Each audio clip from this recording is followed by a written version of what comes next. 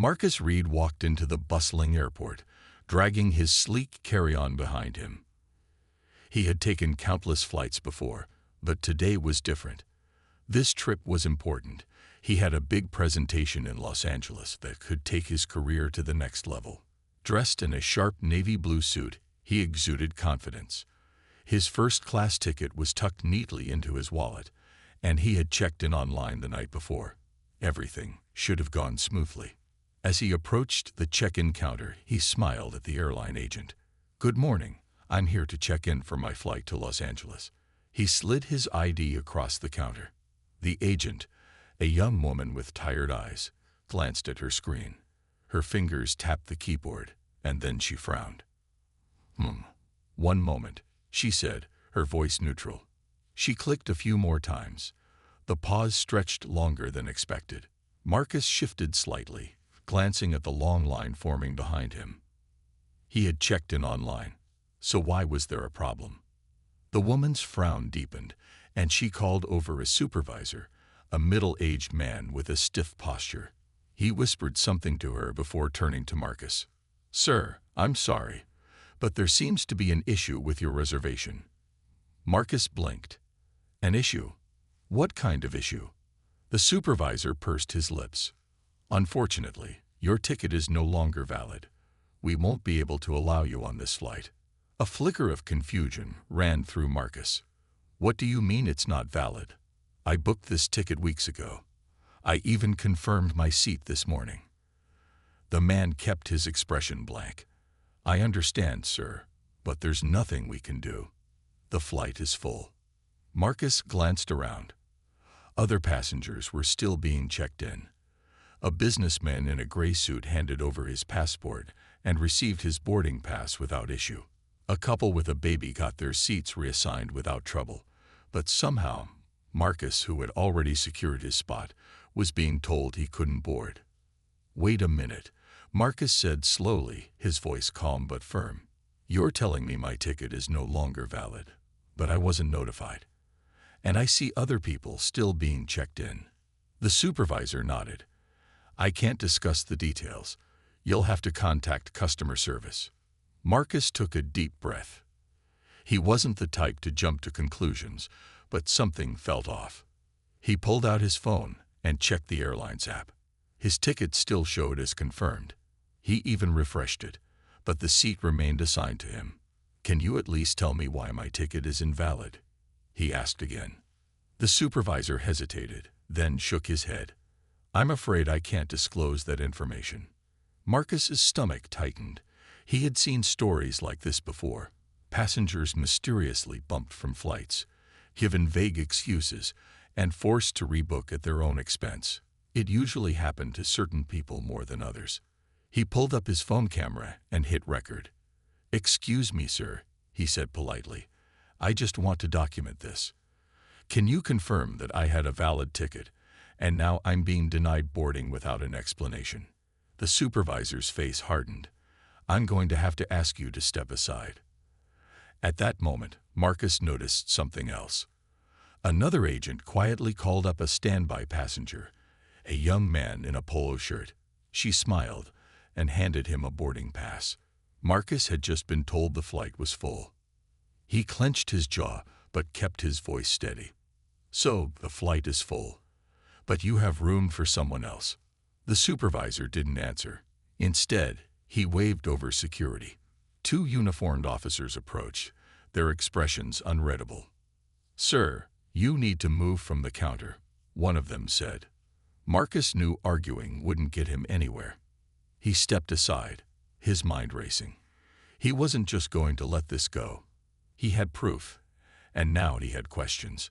Big ones, and he was determined to get answers. Marcus sat in a quiet corner of the airport, his suitcase by his side, his mind still replaying what had just happened.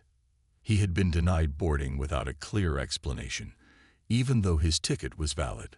Something didn't add up. He wasn't the type to make assumptions without proof, but the whole situation felt strange. He took out his phone and opened the airline's app again. His flight still showed as confirmed. If his seat was taken away, why hadn't the system updated? He scrolled through his emails, double-checking his confirmation. Everything was in order. He even checked his credit card statement. His payment had gone through weeks ago. There was no reason he should have been bumped off the flight. And yet, here he was, stranded at the airport, while other passengers were allowed to board. Feeling frustrated, he decided to do a quick online search. He typed, "Denied boarding even with a valid ticket." Hundreds of results popped up.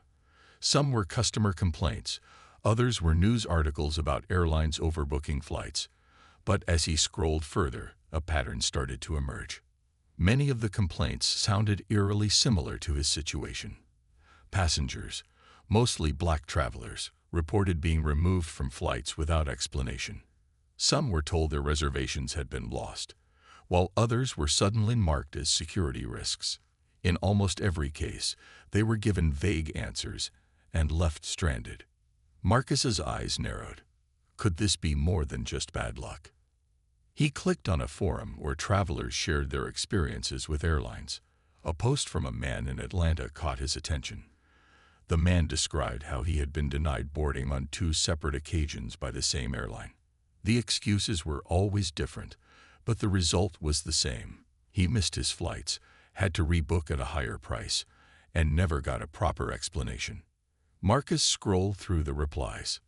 More and more people had similar stories. Some even speculated that certain passengers were being flagged in the system for reasons that had nothing to do with security or overbooking. He leaned back in his chair, a cold realization settling in. What if this wasn't a mistake? What if some travelers were being deliberately kept off flights for reasons that had nothing to do with availability? Deciding to dig deeper, he posted his own experience in the forum. Within minutes, replies started pouring in. One user mentioned that they had worked for an airline and had seen a mysterious code appear on certain reservations. This code, the user claimed, was a hidden marker that told airline employees not to allow certain passengers to board. Marcus's heartbeat quickened. If that was true, then there was something bigger at play. He needed to find proof. Determined, he pulled up Twitter and searched for keywords related to flight denials. He found even more complaints, many of them recent. Some travelers had even recorded their experiences, just like he had. He clicked on a video of a woman in tears at a different airport, being told she couldn't board despite having a valid reservation. He glanced at his own video from earlier. He hadn't caught much, but the moment when the standby passenger was allowed to board while he was turned away, that was telling. Then, his phone buzzed with a notification. Someone had responded to his post with a private message. "I used to work for an airline. I think I know what's happening to you, but I can't talk here. Too risky. Give me an email, and I'll explain." Marcus stared at the message. A whistleblower. Someone who knew what was really going on. This wasn't just about one missed flight anymore. Something bigger was happening behind the scenes, and Marcus was going to find out what it was. Marcus felt a rush of adrenaline as he read the message again. The person seemed to know something he didn't, something that could explain what had just happened. He quickly typed his email address and sent it, hoping this wasn't some kind of hoax. His phone buzzed almost immediately with a response. "Check your inbox. I'll give you a bit more information, but you have to be careful. There's a lot going on that you're not seeing yet." Marcus wasted no time opening his email. The message was brief, but gave him enough to know this wasn't just random bad luck. The sender, who went by the name Sophie, claimed to have worked for the airline's customer service department for several years. According to her, Marcus wasn't the first person to experience something strange like this. There's an internal system that the airline uses to flag certain passengers. Sophie's message began. It's not part of the usual security checks. It's something else. They won't tell you this, but if your name gets flagged in the system, you're basically targeted. They can remove you from flights without any reason and make it look like a simple mistake. It's all done in the background. You don't know until it's too late. Marcus frowned, reading the message over and over.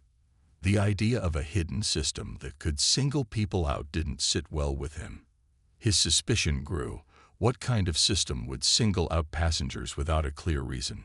Sophie's message went on. They'll use vague excuses, and the whole process is designed to make you think it's your fault. But it's not. Some passengers are chosen based on hidden criteria. And most of the time, it's people of color who get flagged the most. I can't give you all the details, but I'll help you gather more if you want to dig deeper. Marcus sat back in his chair, his mind racing. He had heard of airlines overbooking flights or mishandling reservations, but this was something else, something more sinister. Sophie was right. He had been targeted, and the more he thought about it, the more it made sense. He responded quickly, asking for more information. I need proof, he wrote. Can you show me how the system works? I need something solid to bring to light. Sophie's reply came soon after. I'll send you some documents. It's not much, but it'll give you a sense of how deep this goes. Just be careful. If the wrong people find out you're digging around, it could get ugly. But I'm sending everything I can. You're not the only one who's been hurt by this. A few minutes later, Marcus received several files. He opened them cautiously, his heart pounding. The documents were internal memos and screenshots of what appeared to be an employee portal for the airline. One of the files was labeled Passenger Risk Flagging Protocol. Marcus scanned through the document, his eyes widening as he read. It described how certain passengers could be flagged based on their travel history, spending habits, and even something called behavioral risk factors, though the details were vague. The list of flagged individuals included names with racial and ethnic patterns that seemed too frequent to be coincidental. This was exactly what Sophie had been talking about, passengers being singled out and placed on a secret list. What was even more disturbing was the part of the document that described how flagged passengers could be removed from flights with little to no explanation. The reasoning? They were considered high risk, but no one outside the airline was supposed to know what that meant. Marcus felt a mix of anger and disbelief. He was looking at proof that the system wasn't just broken. It was actively targeting certain people for reasons that had nothing to do with their behavior or security, and he had been caught in its crossfire. As he sat there, digesting the information, a new wave of determination washed over him. Sophie had just given him a glimpse into something much larger than a simple mistake at the gate. This wasn't just about him being bumped from one flight. This was about a system that could affect countless people without them even knowing it. Marcus knew he couldn't let this go. He had to expose it. He had to take action. But how? Where would he even start? The first step, he knew, was to gather more evidence. He wasn't going to let this hidden network remain in the shadows any longer. Marcus spent the next few days in a blur of research and planning. He couldn't shake the feeling that he had stumbled onto something huge. Sophie's documents gave him the first pieces of the puzzle, but there was still so much more to uncover. The system was clearly hidden well, designed to fly under the radar. But Marcus wasn't the type to back down. If there was one thing he knew, it was how to dig into data. He decided to start by going through the airline's public records, hoping to find any signs of irregularities. He carefully examined the airline's past reports, financial statements, and even news stories. It didn't take long before he spotted something unusual. Several complaints from passengers about being removed from flights had started to pop up more frequently in recent months. The complaints were all very similar to his own experience. A few of them even mentioned flight overbooking or system errors, but when he read between the lines, he saw a troubling pattern. It wasn't just coincidence. There was something systematic happening, and it was affecting a specific group of people. But Marcus needed more concrete evidence. He knew he couldn't expose everything with just a few complaints. He needed data that would connect the dots between the airline's secretive flagging system and the larger network that Sophie had hinted at. To dig deeper, he enlisted the help of a friend from his college days, Sarah. She was a journalist with a keen investigative eye and an ability to track down leads that most people would miss. Marcus filled her in on everything he had learned so far, showing her the documents Sophie had sent. Sarah's eyes lit up as she read through the files. She was immediately hooked. "Marcus, this is big," Sarah said, her voice full of excitement. "But this is also dangerous. You can't just go public with this stuff without solid proof." "I know," Marcus replied, his mind already working through the next steps. "That's why I need to get into their system. If we can expose how these flags are being applied, how they're discriminating against passengers without justification, we can blow the lid off this thing." Sarah nodded. "I'm in. Let's do it." Over the next week, they put together a plan. Marcus would use his tech skills to dig into the airline's digital infrastructure. He had experience with cybersecurity, and he knew that if he could access the right systems, he might be able to find more evidence of this hidden flying process. It wasn't going to be easy, but he had to try. At the same time, Sarah started working on gathering testimonies from other passengers who had been affected. She scoured social media, looking for anyone who had posted about their negative experiences with the airline. Slowly, she built a network of people willing to speak out. Their stories matched Marcus, people of color, specifically, who had been treated unfairly. Each testimony added weight to their case. After days of long hours, Marcus finally got a breakthrough. He discovered an unprotected server within the airline system that stored reservation data and internal communications. It was risky, but it wasn't heavily monitored, which gave him a small window of opportunity. He accessed it cautiously, keeping track of every move he made. It took hours to navigate the complex network, but Marcus knew he had to be thorough. Then, just as he thought it wasn't going to yield anything more, he found it. A hidden database with coded entries marked passenger risk profiles. The data was far more detailed than anything he had seen before. It included everything from ticket prices to personal behavior analysis, and most chillingly, race-based profiling. Each entry had a flag associated with it, and it was clear that certain individuals had been marked not for any reasonable cause, but simply for being categorized in ways that made them more likely to face unfair treatment. Marcus's heart raced as he copied the data onto a secure drive. He had the smoking gun. Now it was time to go public. But as he looked at the files one last time, a wave of caution swept over him. This wasn't just about him anymore. It was about exposing an entire system that had been working in the shadows for years. The risks were enormous, but Marcus was prepared to take them. He had the proof now, and with Sarah's help, he knew they could bring this story to the world. But they had to be careful. The network they were up against was powerful, and they wouldn't hesitate to silence anyone who got too close. It was time to put everything on the line. The fight for justice was just beginning. With the data secured and their plan in motion, Marcus and Sarah knew they were treading on dangerous ground. As they sat in Marcus's apartment late into the evening, the weight of their discovery began to settle in. The files they had uncovered were more than just internal memos or employee notes. They were proof that a hidden network had been operating within the airline, one that discriminated against passengers in a way that was systemic and deeply embedded. Sarah was the first to break the silence. "This is big, Marcus. This could change everything."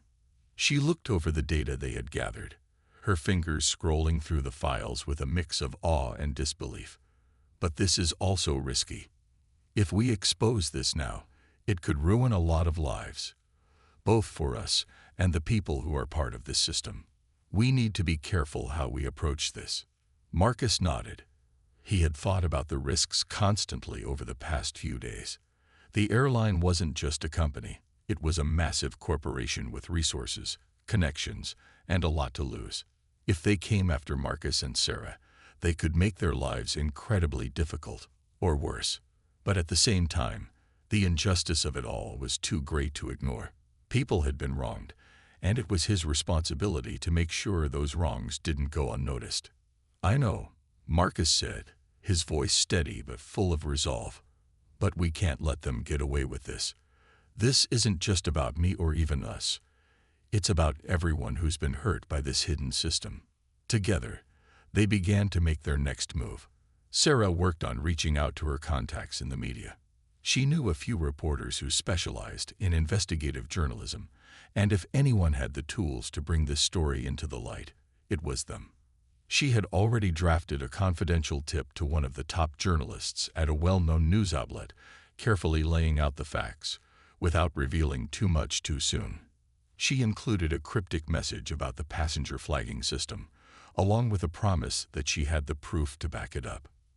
Meanwhile, Marcus took a more technical approach. He knew they needed to make the data public in a way that would be both secure and undeniable. He set up encrypted files and began preparing them for release, ensuring that the information could be traced back to the airline without exposing any of their sources. Marcus wasn't taking any chances. But just as they were putting the finishing touches on their plan, something unexpected happened. Marcus received an email late one night.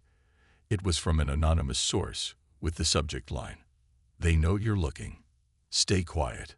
He read the email with increasing unease. The message was brief, but the tone was clear. Someone knew they were investigating the airline's secret network, and they were being warned to back off. Marcus immediately shared the email with Sarah, who also felt the weight of the message. It was a chilling reminder of how much power the airline held, and how quickly they could silence anyone they saw as a threat. "Do you think it's a bluff?" Sarah asked, her eyes scanning the message once more. "I don't think so," Marcus replied, his voice firm. "They've already covered their tracks for years. This is just a warning. But I'm not backing down now. We're too close." It was clear that the stakes had just been raised. Whoever had sent the message was watching them closely, and they weren't afraid to act if they felt threatened. But Marcus and Sarah knew they had already come too far to turn back. The truth was out there, and they couldn't just sit on it. The next day, they went ahead with their plan, but they changed their approach. They didn't want to make it obvious that they were the ones who were exposing the airline's network. Instead, they made sure to leak the information through multiple secure channels, using a variety of methods to ensure the story couldn't be traced back to them directly.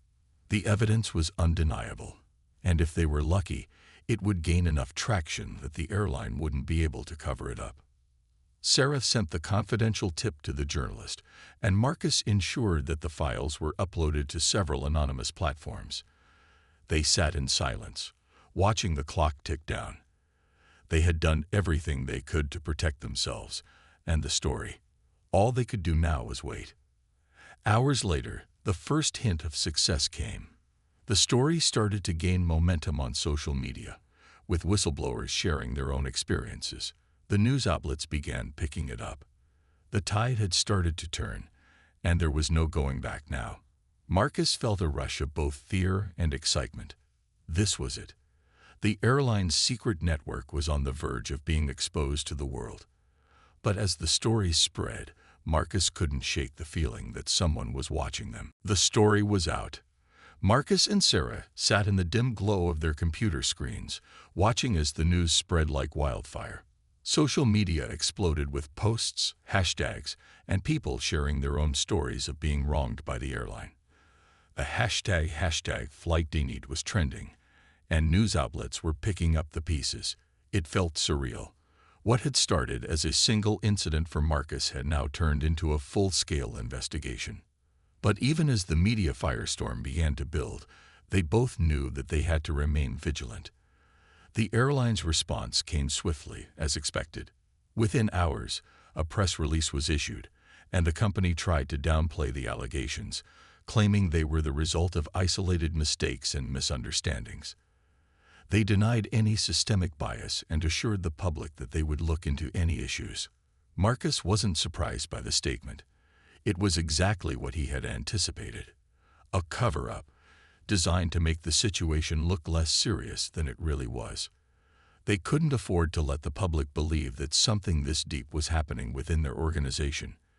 They had too much to lose, but the more they denied it, the more the public seemed to question their integrity. What struck Marcus was how quickly the airline had mobilized. It was as if they were prepared for something like this to happen.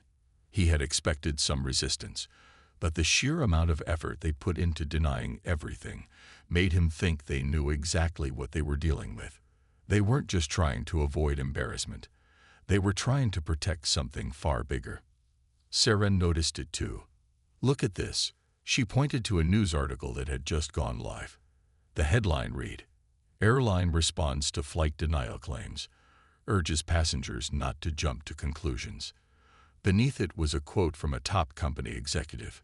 "We take all passenger complaints seriously and are investigating each case thoroughly. We ask that everyone reserve judgment until we have more information." "They're trying to buy time," Marcus muttered, his mind racing. "They know the pressure is on, and they're hoping this will blow over." But Marcus and Sarah knew it wouldn't. The more the airline pushed their version of the story, the more people questioned it. The testimonies from passengers kept pouring in. People from all walks of life, many of them sharing similar experiences of being unfairly removed from flights or denied boarding. The longer the airline tried to deny the truth, the harder it would be for them to maintain their position. Still, Marcus wasn't foolish. He knew they needed more than just people's word. They needed to keep pushing and finding the evidence that would force the airline to reveal the full scope of what was happening. The documents Sophie had sent him were a powerful start, but they were only a glimpse into the system. The real answers were buried deeper, and Marcus wasn't about to let it slip away. As the days passed, Sarah continued to work with the journalists, ensuring they had all the information they needed to build a stronger case. Meanwhile, Marcus kept digging. He scoured public databases for any mention of the airline's history with complaints and legal cases. He contacted other people who had experienced similar issues and asked them to send him any paperwork or correspondence they had with the airline. One afternoon, Marcus received an encrypted message from Sophie. She was offering something new. "I found more," it read. "A deeper layer of the flagging system. You're right. It's worse than you think. I can't send it directly, but I'll meet you in person if you want to see it." Marcus's heart raced. Sophie had been the key to everything so far, and this new information could be the breakthrough they needed. He arranged to meet her in a public place, away from prying eyes. The risks were high, but he couldn't pass up the opportunity to get closer to the truth. When Marcus met Sophie at the cafe, she handed him a flash drive without saying a word. He knew better than to ask too many questions. Sophie wasn't a part of the system anymore, but she had still been involved long enough to know how dangerous it could be. Once Marcus was back at his apartment, he plugged the drive into his computer. As the files loaded, his breath caught. This wasn't just more internal documentation. It was an entire blueprint for the flagging system. There were detailed instructions on how the system flagged certain individuals for removal, with categories based on ethnicity, travel patterns, and even something labeled social behavior analysis. It was worse than he could have imagined. The more Marcus read, the more sickened he became. The flagging system wasn't just targeting people based on random factors. It was using sophisticated algorithms designed to profile individuals without their consent. The weight of the files was heavy in Marcus's hands, but the weight on his mind felt even heavier. The truth they had uncovered was staggering. The system Sophie had given them was more than just a tool for removing passengers from flights. It was a deeply entrenched network designed to manipulate and control, hidden in plain sight.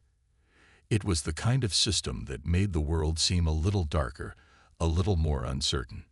He turned to Sarah, who had been sitting quietly next to him as he processed the new information. Her eyes were wide, reflecting the gravity of what they were looking at. It was clear that they were on the edge of something huge, something that had the potential to change everything. But Marcus knew it wasn't going to be easy to bring it into the light. "We have to act fast," Marcus said, his voice low but steady. "If we wait too long, they'll find a way to cover it up. We've got the proof now, but we can't just walk into the media with this. We need to make sure this is airtight. If we make one wrong move, we'll be the ones who get buried." Sarah nodded. She had seen firsthand how powerful institutions could close ranks when they needed to protect themselves. But she wasn't about to let this go.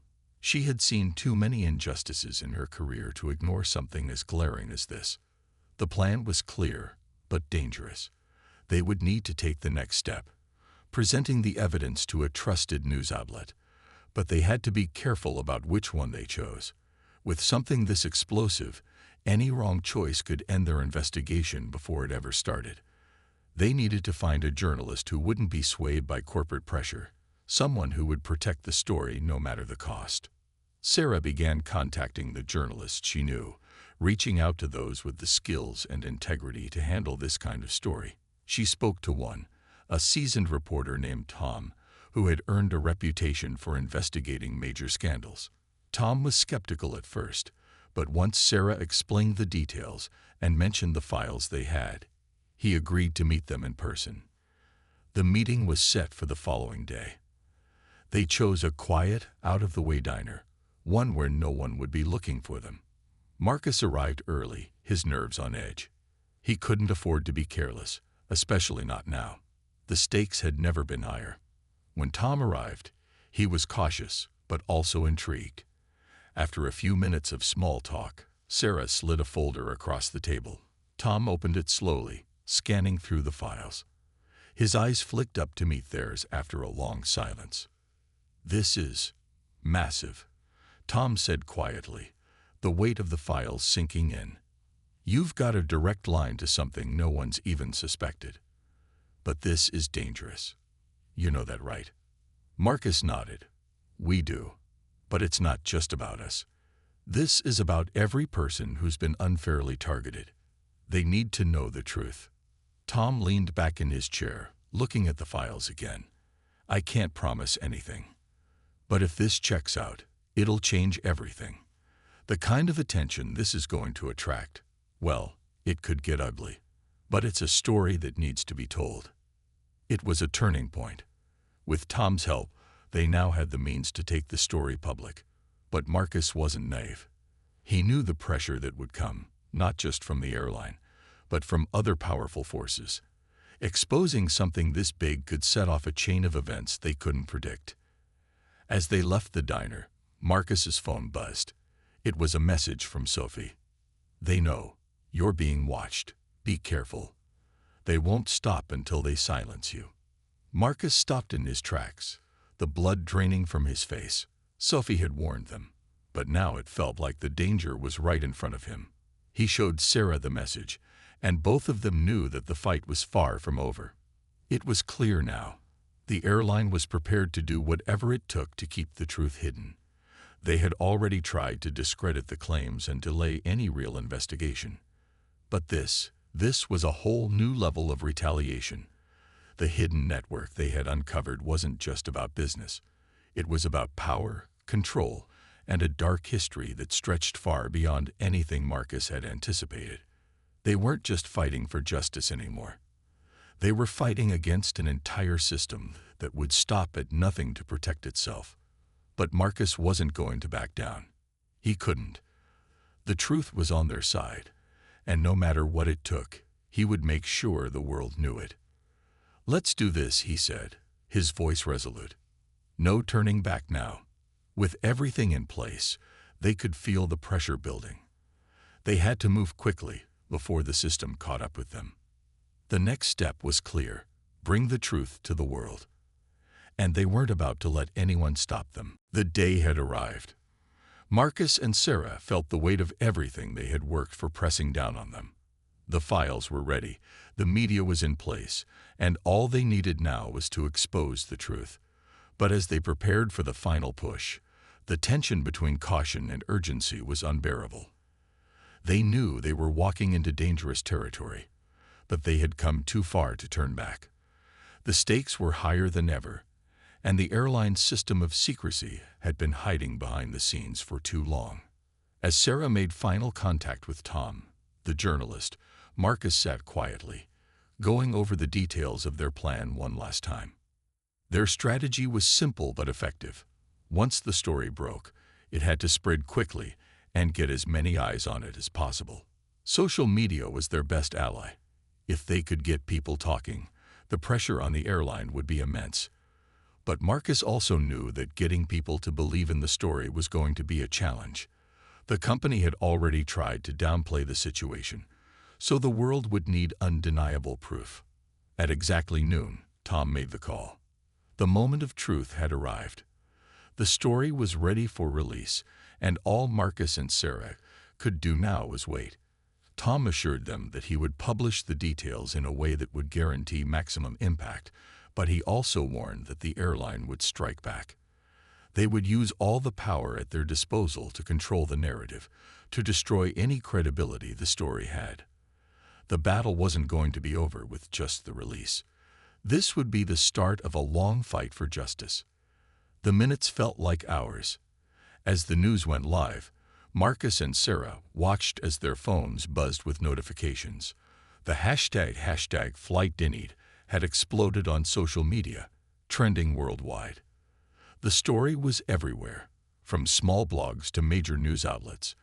The public was in shock. The airline's response was swift, but the damage had already been done. They tried to downplay the accusations, calling them misunderstandings and isolated incidents. They even blamed the system malfunctioning and claimed that the flagged passengers were just coincidental victims of technical errors. But the public wasn't buying it. The more the airline tried to defend itself, the more holes people found in its explanation. People shared their own stories of being unfairly targeted, and the testimonies came flooding in. The media seized on every new piece of evidence, digging deeper into the airline's practices. It didn't take long before the company was forced into a corner, and it became clear that the world was beginning to see the truth. Marcus felt a strange mix of pride and fear as the story continued to unfold. This was what he had hoped for: a public outcry, pressure building, and the truth coming to light.